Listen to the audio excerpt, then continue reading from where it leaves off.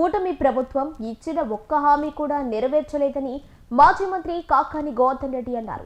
వెంకటాచలంలో మండల కార్యాలయం ప్రారంభంలో పాల్గొన్నారు. ఈ సందర్భంగా వైద్య కళాశాలలు ప్రైవేట్ పరానికి వ్యతిరేకంగా కోటి సంతకాల సేకరణలో ఆయన హాజరయ్యారు. ఈ సందర్భంగా ఏర్పాటు చేసిన సభలో ఆయన మాట్లాడారు. సాంకేతికంగా ఓటమి పాలయ్యానని, ప్రజల మనస్సుల్లో వైసీపీ ఎప్పటికీ ఉండిపోతుందని ఈ జనాన్ని చూస్తే అర్థమవుతుందని ఆయన పేర్కొన్నారు. ఈ కార్యక్రమంలో మందల వెంకటశేషయ్య, వైసీపీ రాష్ట్ర మహిళా విభాగం రాష్ట్ర అధ్యక్షురాలు కాకాని పూజిత తదితరులు హాజరయ్యారు.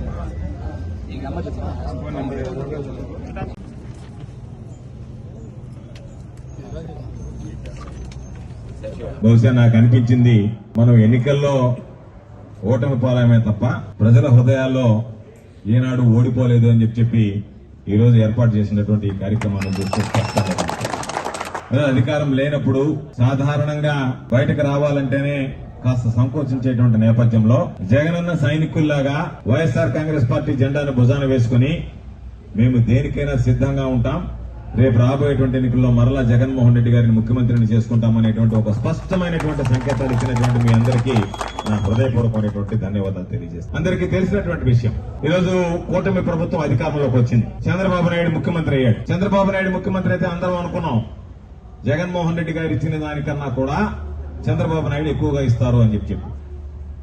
బహుశా చాలా మంది ఇళ్లకి తెలుగుదేశం పార్టీ వాళ్ళు మన ఇళ్లకు వచ్చి ఉండరేమో గాని కొంతమంది దగ్గర ఇంకా కాగితాలు ఉంటాయి. మీరు ఒక్కసారి ఆ కాగితాలు తీసి చూడండి. ఎప్పుడున్న తెలుగుదేశం వాళ్ళు ఇచ్చినటువంటి కరపత్రాలు ఎక్కడన్నా ఉంటే మనకు సంబంధించినటువంటి ఇళ్లలో కూడా, లేదా మీకు తెలిసినటువంటి ఇళ్లలోనైనా సరే ఏమని రాసి ఇచ్చారంటే, మీకు ఈ సూపర్ 6 కార్యక్రమాలు ఏదైతే ఉన్నాయో ఆ 6 కార్యక్రమాలు, అన్నదాత సుఖీభవ కింద ప్రతి సంవత్సరం 20,000 రూపాయలు, తల్లికి వందనం కింద ఎంతమంది బిడ్డలుంటే ప్రతి ఒక్కరికి 15,000 రూపాయలు, ఉచిత బస్సు, ఉచిత గ్యాస్ సిలిండరు, పాపం ఆడవాళ్ళకి ఆడబిడ్డని ఇదే అని చెప్పి నెలకి 1,500 లెక్కన సంవత్సరానికి 18,000, నిరుద్యోగులకు 3,000 లెక్కన సంవత్సరానికి 36,000 రూపాయలు ఇస్తానని చెప్పి ఇచ్చారు. దాన్ని మీరు చూస్తే వాళ్ళిద్దరు సంతకాలు పెట్టారు, చంద్రబాబు పవన్ కళ్యాణ్. వీళ్ళిద్దరు నమ్మి మోడీ సంతకం పెట్టలేదు కానీ, మీరు దొంగలు నేను మిమ్మల్ని సంతకం పెట్టను అని చెప్పి ఆయన పెట్టలేదు కానీ వీళ్ళిద్దరు మాత్రం సంతకాలు పెట్టినటువంటి కాగితాలు ఒకసారి చూడండి. కాగితాల్లో స్పష్టంగా రాశారు ఏమని,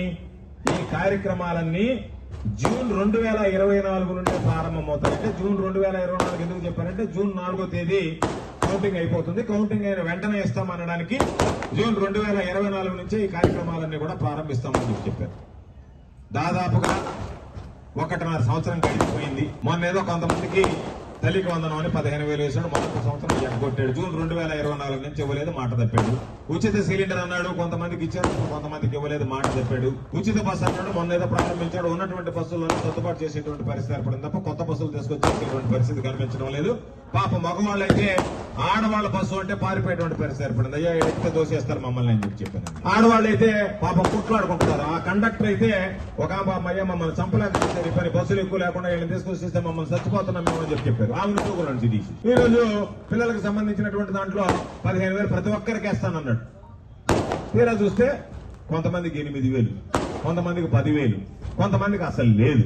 రకరకాలుగా ఇబ్బందులు పెట్టాడు. 20,000, 40,000 ఇస్తానని చెప్తే 40,000 రూపాయలు రైతులకు ఇవ్వాల్సి ఉంటే 5,000 రూపాయలు చేతులు పెట్టి ఇచ్చేసాను, అయిపోయింది, సరిపోయింది, పోండి అని చెప్పాడు. పాపం ఆ రామానాయుడు ఎంత పాపులర్ అయినాడో, నీకు 18,000, నీకు 18,000, నీకు 18,000, నీకు 18,000. ఏదైనా 18,000 అంటే ఇప్పుడు పాపం మాట్లాడేటువంటి పరిస్థితుల్లో ఏదైనా మంత్రి అయిపోయాడు. ఆ మంత్రి కావడంతోనే ఆయన నోరు పోకపోయింది. చంద్రబాబు నాయుడు నోరు కుట్టేశాడు. 1,500 రూపాయలు అనేటువంటిది పాపం ఆడవాళ్ళు ఎదురు చూసి అలిచిపోయారు. ఉద్యోగం అయినటువంటి వాళ్ళకి 3,000 రూపాయలు అని చెప్పి ఇప్పుడు 3,000 రూపాయలు ఇచ్చే పరిస్థితిలో నేను లేను అని చెప్పాడు. కాబట్టి ఈరోజు చెప్పిన అన్ని మోసాలు చేసినటువంటి వాడు ఈరోజు మనం ఎందుకు రోడ్ల మీదకి రావాల్సి వచ్చింది అంటే, ప్రజలే ఈరోజు ఈ ప్రభుత్వాన్ని గురించి ఆలోచన చేస్తున్నారు. ప్రజలకు ఇవ్వవలసినటువంటిది ఇవ్వకుండా, ప్రజలకు చెందాల్సినటువంటివి చెందకుండా, ఈరోజు ప్రజలకు సంబంధించి ప్రజల ఆస్తి అయినటువంటి ప్రభుత్వ ఆస్తులకు సంబంధించినటువంటి మెడికల్ కళాశాలల్లో 17 జగన్మోహన్ రెడ్డి గారు తీసుకొస్తే, ఆ ప్రజల సొత్తు నేను అమ్మేస్తాను అని చెప్పి 10 మెడికల్ కాలేజీలు చంద్రబాబు అమ్మకానికి పెట్టాడు. కాబట్టి మా సొత్తు అమ్మడానికి నువ్వెవరో, ఇది మా హక్కు అని చెప్పి అడగడానికి ఈరోజు మనం రోడ్ల మీదకి రావడం, ఈ కోటి సంతకాల సేకరణ కార్యక్రమానికి శ్రీకారం చుట్టడం జరిగింది అని చెప్పి మీ అందరికీ సందర్భంగా గుర్తు చేద్దాం. జగన్మోహన్ రెడ్డి గారు ముఖ్యమంత్రిగా ఉన్నప్పుడు ఎక్కడైతే సచివాలయాలు ఉన్నాయో ప్రతి సచివాలయానికి ఒక వైఎస్ఆర్ హెల్త్ సెంటర్ పెట్టాడు. దాని ద్వారా ఎక్కడైతే అవసరమో ప్రాథమిక ఆరోగ్య కేంద్రాలు ఉన్నాయి, కమ్యూనిటీ హెల్త్ సెంటర్లు ఉన్నాయి. కమ్యూనిటీ హెల్త్ సెంటర్లతో పాటు జిల్లా ఆసుపత్రి ఉంది. ఎవరైనా ఎక్కడైనా ఏ సమయంలోనైనా డాక్టర్లు అందుబాటులో లేకుండా ఉన్నటువంటి పరిస్థితి లేదు. ఈ రోజు పాపం ఎవరో ఆత్మహత్యకు పాల్పడేదో పాపం బాధతో మందు తాగితేనో లేకపోతే ఉరి వేసుకుంటానో ఏదైనా సమస్య వస్తే ఆసుపత్రికి వెళితే ఆసుపత్రిలో ఉండేటువంటి డాక్టర్లు రౌడీల కన్నా భిన్నంగా ఈరోజు ఏమంటున్నారు, మీకు చేతనెదరానా మీరేందో చేస్తామని తొడదట్టేటువంటి పరిస్థితికి వైద్యులు తయారయ్యారు అంటేనే వైద్య వ్యవస్థ ఎంత దిగజారిపోయింది కుటుంబ పాలనలో అనేటువంటిది ప్రత్యేకంగా చెప్పాల్సినటువంటి అవసరం లేదు. ఈరోజు పాప ఇక్కడ ఉన్నటువంటి పేదవాళ్ళు వెళ్లి మాకు వైద్యం చేయండి అని అడిగితే పోలీసులు పిలిపిస్తారా? పోలీసుల చేత బయటికి ఇంటిస్తారా? సర్కిల్ ఇన్స్పెక్టర్ వెళ్లి వాళ్ళకి పాపం అయ్యా మాకు సంబంధించినటువంటి బిడ్డలు చనిపోయారు, మాకు ఇబ్బందిగా ఉంది, మాకు వైద్యం అందలేదు, రాత్రి పోగొళ్ళు ఇక్కడ కూర్చున్నామనంటే మీరు అడగడానికి లేదు, అడిగితే మమ్మల్ని లోపలేస్తానని చెప్పి బలవంతంగా మెడపెట్టి బయటికి ఇంటిస్తారా? ఎప్పుడైనా ఇంత దుర్మార్గమైనటువంటి పరిపాలన చూసామా? వైద్యం కోసం వెళితే అరెస్టులు చేస్తామని చెప్పి భయపించేటువంటి ప్రభుత్వం ఈ కూటమి ప్రభుత్వం చంద్రబాబు నాయుడు నాయకత్వం తప్ప గతంలో ఏదైనా చూసినటువంటి సందర్భాలు ఉన్నాయా? ఒక్కసారి మీరు ఆలోచించేయండి. ఈరోజు జగన్మోహన్ రెడ్డి గారు దురదృష్టం పొంది రెండోసారి మనం అధికారంలోకి రాలేదు. అధికారంలోకి వచ్చుంటే ఏదైతే ప్రతి ఒక్కరూ ఈ గ్రామంలో నాకు ఆరోగ్యం బాగలేదని నేరుగా ఏఎన్ఎం దగ్గరికి వెళ్తారు, హెల్త్ సెంటర్ దగ్గరికి. ఆమె చూసి వీడియోలో అవసరమైతే ఆ వ్యాధి ఎవరికైతే ఉందో, జ్వరం కావచ్చు, జలుబు కావచ్చు, దగ్గు కావచ్చు, ఏదైనా సరే ఇదిగో ఈ వ్యాధి లక్షణాలు ఉన్నాయి, ఇది ఏంది అని చెప్పి డాక్టర్కి చూపించిన తర్వాత పెద్ద డాక్టర్ కమ్యూనిటీ హెల్త్ సెంటర్ లో ఉన్నటువంటి డాక్టర్ పరిశీలించిన తర్వాత ఇది సూక్ష్మమైనటువంటిది అంటే మందులు ఇస్తారు, లేదా ఆయన చూసినటువంటి లక్షణాలను బట్టి ఇదేదన్నా సీరియస్ గా ఉంది అంటే వెంటనే అక్కడి నుంచి తరలించి వైద్యం చేయించి అవసరమైతే పెద్ద ఆసుపత్రికి లేదా అక్కడి నుంచి అవసరమైతే స్విమ్స్ కో లేకపోతే రూయాకో పంపించేటువంటి అవకాశం కలిగేది. అంటే మొత్తం ఒక హబ్ లాగా ఇంట్లో కూర్చొని రకరకాలైనటువంటి అన్ని రకాలైనటువంటి సౌకర్యాలు పొందేటువంటి అవకాశం ఉంది. మనం చూసాం జగనన్న ఆరోగ్య సురక్ష అని చెప్పి పెట్టి ఎవరికి ఏ వ్యాధి సోకినా సరే కళ్లద్దాలు ఇచ్చాడు. వ్యాధికి సంబంధించినటువంటి నేత్రం వైఎస్ఆర్ నేత్రం అని చెప్పి పెట్టి దానికి సంబంధించినటువంటి కళ్ళు పరిశీలించి వాళ్ళకి అద్దాలు ఇచ్చారు. దాంతో పాటు మందులు ఇచ్చారు జగనన్న ఆరోగ్య సురక్ష పేరిట. అదేవిధంగా ఫ్యామిలీ డాక్టర్ కాన్సెప్ట్, పాపం ఇంట్లో నుంచి బయటకు రాలేనటువంటి వ్యాధిగ్రస్తులు లేకపోతే వృద్ధులు ఉంటే, చిన్నపిల్లలు ఉంటే వాళ్ళ దగ్గరికి నేరుగా డాక్టర్ వెళ్లి వైద్యం చేయించుకునేటువంటి అవకాశం వెసులుబాటు కలిగింది. వైద్యంతో పాటు వైద్య విద్య కూడా పేదవాడు ఎవడన్నా నా బిడ్డ డాక్టర్ కావాలని చెప్పి కోరుకుంటే ఇంకా అవకాశాలు ఉండవు.